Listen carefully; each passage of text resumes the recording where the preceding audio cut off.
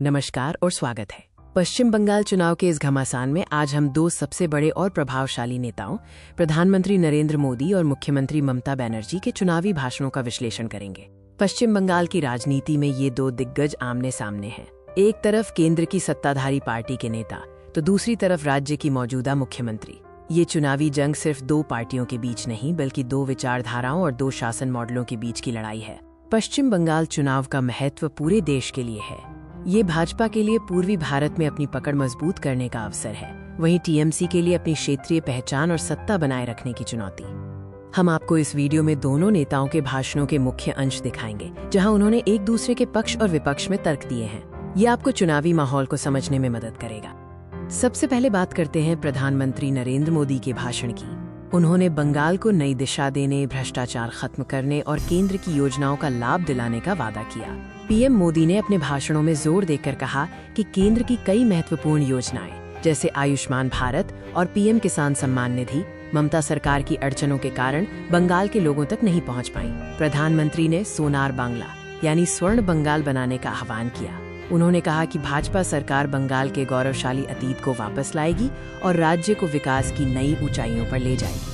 PM Modi ने ममता बनर्जी और उनकी पार्टी पर जमकर निशाना साधा, उन पर कटमनी, तोलाबाजी और तुष्टीकरण की राजनीति के गंभीर आरोप लगाए। उन्होंने कहा कि तृणमूल कांग्रेस का शासन बंगाल को पीछे धकेल रहा है।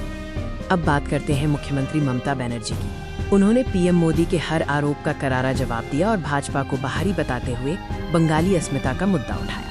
ममता बनर्जी ने केंद्र सरकार की नीतियों की तीखी आलोचना की और कहा कि भाजपा बंगाल की संस्कृति और पहचान को नष्ट करने की कोशिश कर रही है। उन्होंने भाजपा को बाहरी लोगों की पार्टी कहा, जो बंगाल पर शासन करना चाहते हैं। मुख्यमंत्री ने अपनी सरकार की उपलब्धियों पर जोर दिया, जैसे कन्याश्री और स्वास्थ्य साथी जैसी योजनाएं। उन्होंने दावा किया कि टीएमसी सरकार ने राज्य में अभूतपूर्व विकास किया है, जिसे केंद्र सरकार नजरअंदाज कर रही है। ममता बनर्जी का सबसे शक्तिशाली नारा था, बांग्ला निजेर मेये के चाय, यानी बंगाल अपनी बेटी को चाहता है। इस नारे के माध्यम से उन्होंने खुद को बंगाल की असली पहचान और रक्षक के रूप में पेश किया। इन दो नेताओं के संघर्ष के बीच कई प्रमुख चुनावी मुद्दे भी सामने आए, जिन्होंने इस चुनाव को और भी गरमा दिया। एक बड़ा मुद्दा जय श्री राम के नारे का इस्तेमाल था, जिसे भाजपा ने राजनीतिक हथियार के रूप में इस्तेमाल किया। ममता बनर्जी ने इसे बंगाली अस्मिता पर हमला बताते हुए इसका विरोध किया। हिंसा और तुष्टीकरण के आरोप भी इस चुनाव के मुख्य केंद्र में रहे।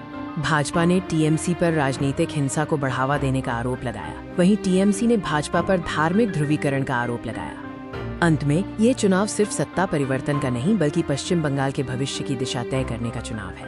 पीएम मोदी ने विकास, परिवर्तन और केंद्र के सहयोग का संदेश दिया, जबकि ममता बनर्जी ने बंगाली अस्मिता, क्षेत्रीय गौरव और अपनी योजनाओं की रक्षा की अपील की। दोनों नेताओं के भाषणों ने चुनावी माहौल को पूरी तरह से गरमा दिया है। वोटरों के सामने अब दो स्पष्ट विकल्प हैं। देखना ये है कि पश्चिम बंगाल की जनता किसे अपना आशीर्वाद देती है। चुनावी नतीजे आने तक ये जंग जारी रहेगी।